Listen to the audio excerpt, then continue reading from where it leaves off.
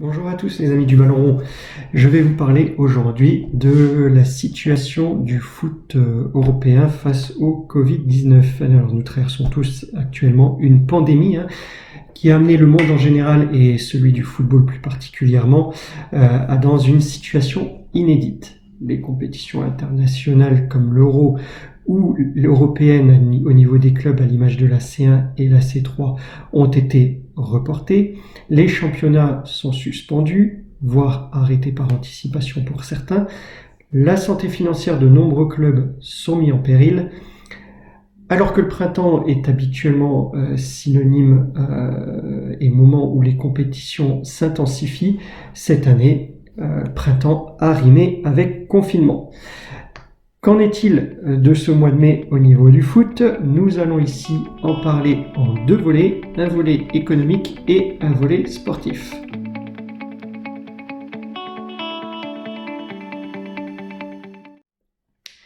Alors, concernant l'aspect économique, tout d'abord, le premier volet, c'est un volet qui est souvent critiqué dans le monde du football pour sa trop grande importance sur l'aspect sportif, sur le jeu. Cependant, on voit aujourd'hui clairement qu'il y a un manque à gagner pour les fédérations et pour les clubs. Sponsoring, billetterie et surtout droits télé ne rémunèrent plus ces derniers depuis que les compétitions se sont interrompues. Aucun club n'est épargné. Pour donner un exemple, le FC Barcelone, qui dispose de la masse salariale aujourd'hui la plus élevée, on parle d'à peu près 500 millions d'euros, perd 5 millions d'euros chaque jour. C'est énorme. En Italie ou en Allemagne, certains joueurs ont accepté de réduire leur salaire et certains clubs ont également demandé à leur entraîneur de le faire. Les joueurs du Bayern Munich, pour donner un exemple, ont ainsi réduit leur salaire chacun de 20%. L'Atlético Madrid, Barcelone ou l'Espagnol Barcelone ont été les premiers clubs à passer en chômage partiel, courant mars, pour assurer la survie du club. En France, Montpellier, Nîmes ou l'Olympique Lyonnais a amorcé le mouvement de l'ensemble des autres clubs qui ont suivi. Si, tous les autres clubs. Alors, il est vrai que les clubs les plus importants peuvent tendre un peu le dos, mais les plus petits sont naturellement très fragilisés. On peut souligner le geste fort en Allemagne de 4 clubs, le Bayern, Dortmund, Leipzig et Leverkusen, qui ont décidé de verser ensemble plusieurs millions d'euros pour aider les autres clubs de Bundesliga, un geste fort dans cette crise. De plus, les diffuseurs qui ont payé cher pour retransmettre les matchs doivent d'une part revoir leur stratégie, puisque leur modèle économique qui repose sur le calendrier sportif a évolué. Et il s'agit ici pour eux d'endiguer la vague de désabonnement qu'il peut y avoir face à cette situation. Et d'autre part, reviennent sur leur engagement, à l'image de Canal+, qui affirme ne pas vouloir, qui affirmait encore il y a quelques temps ne pas vouloir payer la LFP par rapport au contrat qu'ils avaient avec eux, bien qu'aujourd'hui, il y a quelques jours là, un accord a été trouvé. C'est encore tout de même une menace de manque à gagner pour la Ligue, le football et les clubs. Ce n'est pas pour rien que certains championnats pourraient reprendre à huis clos. On entend quelques championnats vouloir reprendre à huis clos, on va discuter dans le deuxième volet. Mais certes, il n'y aurait pas de billetterie, mais les revenus des droits de télé rentreraient tout de même dans l'escarcelle et permettraient une rentrée d'argent pour ces clubs. Alors, concernant le deuxième volet, le volet sportif, on le sait, la France a arrêté son championnat et le classement est figé.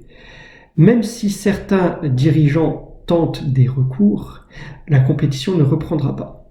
J'ai mentionné aucun nom. Bon, on ne peut pas lui reprocher de se battre pour son club et par extension son entreprise et ses salariés. Finalement, en France, ce sera la finale de la Coupe de France qui sonnera le redémarrage du championnat courant juin, semble-t-il. Mais en tous les cas, les cartes semblent figées pour le championnat. La Bundesliga, quant à elle, reprend ce samedi, le 16 mai, à huis clos. Alors sur l'organisation, c'est 300 officiels et membres du personnel qui sont autorisés à entrer dans le stade. Et même si un diffuseur s'est retiré, ce qui a une conséquence économique là aussi en Allemagne, ils peuvent espérer faire le plein de téléspectateurs puisque ce sera le seul championnat à être diffusé en Europe. Pour parler de l'Italie, donc l'Italie a annoncé cette semaine, il y a quelques jours, là, la reprise des entraînements collectifs. Enfin, peut-être pas pour tout le monde, hein, mais vous voyez peut-être de qui je veux parler. Sans certitude cependant, hein, les entraînements collectifs ont repris, sans certitude cependant que le championnat aille à son terme.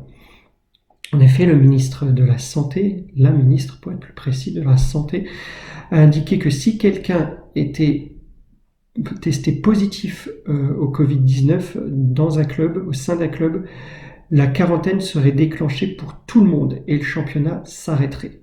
Donc voilà, il est question peut-être de reprendre, mais sans garantie d'aller au bout. L'Espagne a repris les entraînements individuels et déjà 5 cas ont été diagnostiqués positifs ces derniers jours au Covid-19. La Liga espère quand même reprendre à huis clos mi-juin et considère, elle, ces détections comme faisant partie du plan de retour progressif à la normale. Voilà, c'est une stratégie. Enfin, l'Angleterre, pour le moment, aucun signe de reprise. Bien qu'elle ait été annoncée pour le 18 mai, donc dans quelques jours, hein, les joueurs y sont majoritairement opposés. Un protocole strict est sorti et prévu, avec notamment l'interdiction de tacler et un test au virus pour tous les joueurs 2 fois par semaine. En plus, les joueurs ne pourront pas se déplacer ensemble. De plus, le gouvernement britannique a interdit les événements sportifs jusqu'au 1er juin et demandé une reprise à huis clos, ce qui déplaît fortement à certains clubs. Donc je dirais qu'en Angleterre, reprise de championnat le 1er juin, reprise des entraînements le 18 mai, c'est dans les textes. Est-ce que ça se fera ? Ça a l'air d'être en très âpre négociation. Donc voilà pour un tour d'horizon des principaux championnats.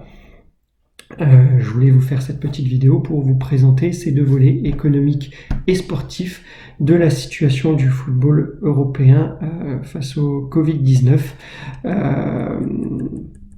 Concernant les grandes compétitions, on le sait, l'Euro a été reporté. Il me nargue là, celui-là, il me nargue. Pour la C1 et la C3, c'est encore vague. On évoque des dates autour de la mi-août, mais on ne sait pas encore tout à fait si ce sera sous forme de match aller-retour, si les demi-finales devront tous se jouer à Istanbul pour la C1, comme pour les demi-finales, comme pour la finale, dans un format inédit de Final Four. Voilà, ça reste encore des choses à préciser. Et enfin, pour ceux pour qui le foot est vraiment un manque, il y a toujours la possibilité de regarder le championnat biélorusse qui, lui, ne s'est jamais arrêté. Même s'il y a eu récemment 2 cas de Covid, un en première division, un en deuxième, le championnat continue. Et je suis certain que vous connaissez certains clubs. Si, le Bateo Borisov, vous connaissez. Je vous laisse lire le deuxième par contre, et les autres. Voilà. Je vous souhaite à tous une bonne journée. Portez-vous bien. Et je vous dis à bientôt pour une prochaine vidéo. Et n'oubliez pas, tout ceci n'est qu'un jeu.